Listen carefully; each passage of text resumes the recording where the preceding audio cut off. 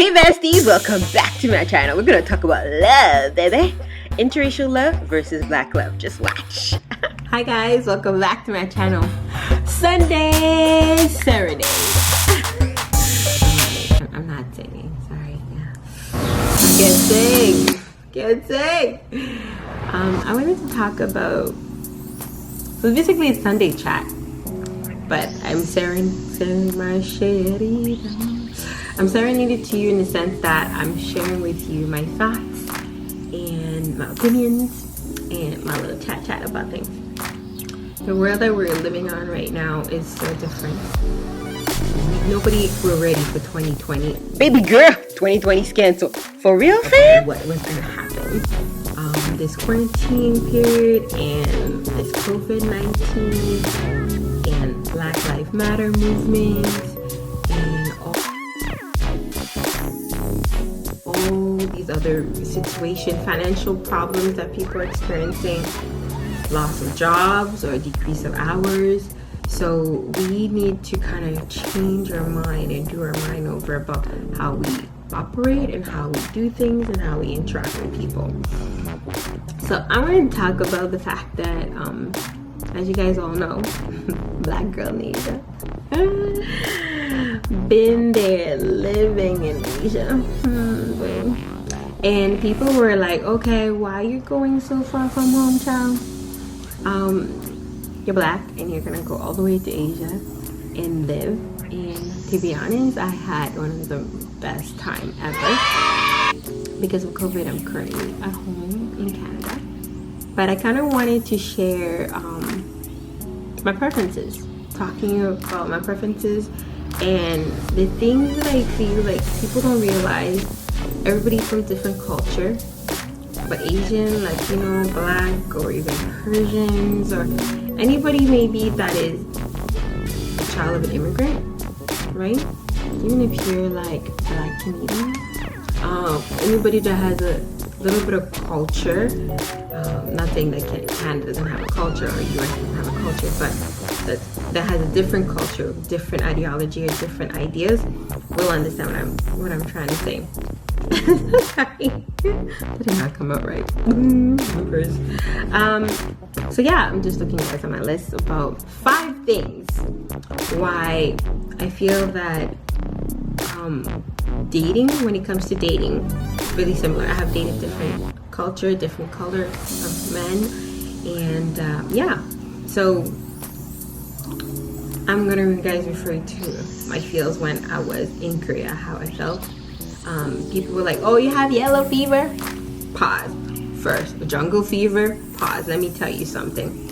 A fever is something temporary. It goes. You know, you recover from it, right? A preference is something that you like. You may like brunette. You may love blondes, but end up dating a brunette. Are you trying to say that blondes are better than brunette? No. The same thing for me. I do love my black men. I did. I had really good treatment from them, even though I do live in Koreatown, so I have really good Asian men as well too.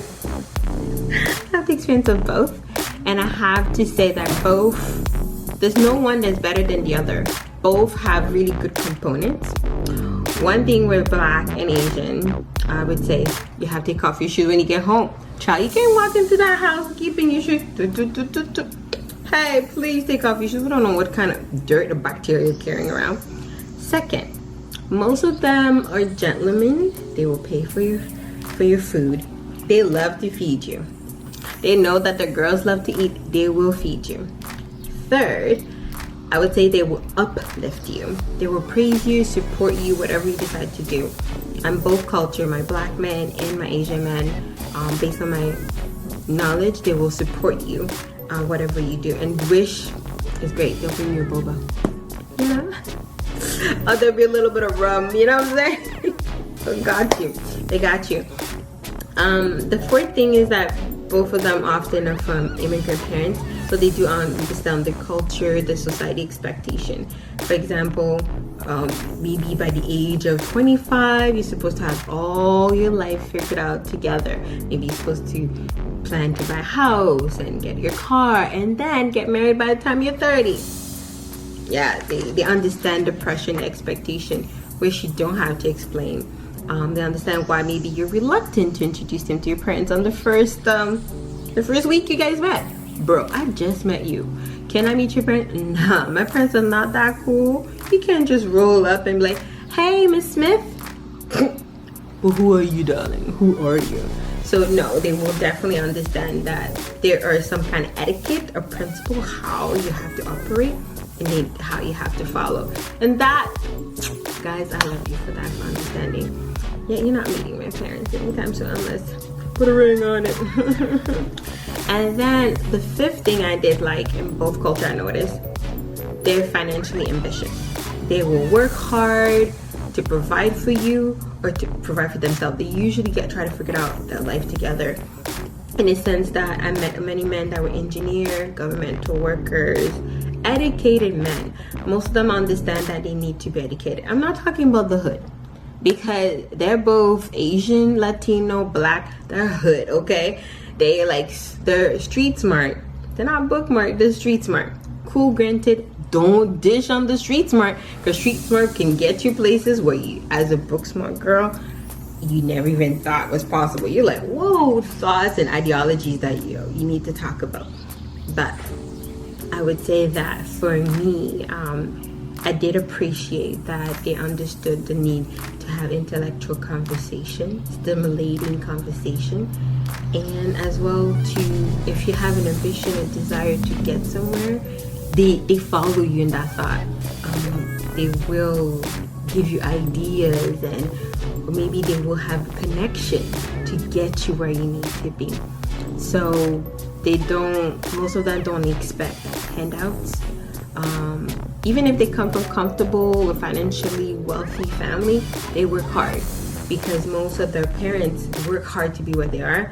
So most of them want them to get those strong bones, a strong foundation to get where they need to be, so they can be good head of the household or good partners or good fathers or whatever the case may be. Good leaders, just good leaders.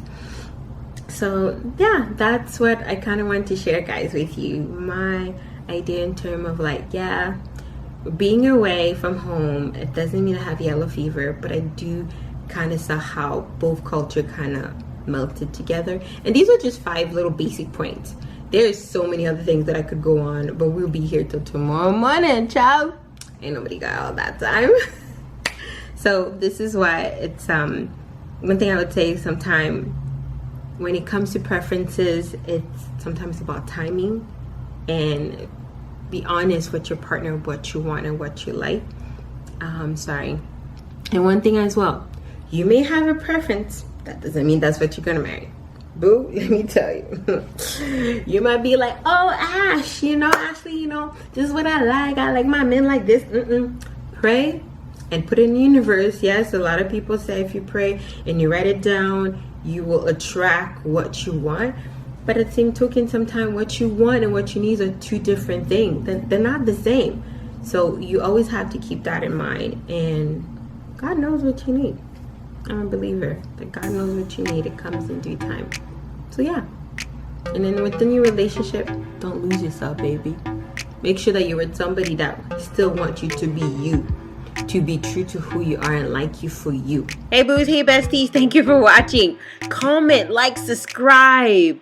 Comment below if you dated other races, and tell me one quality or criteria for your partner that you must have.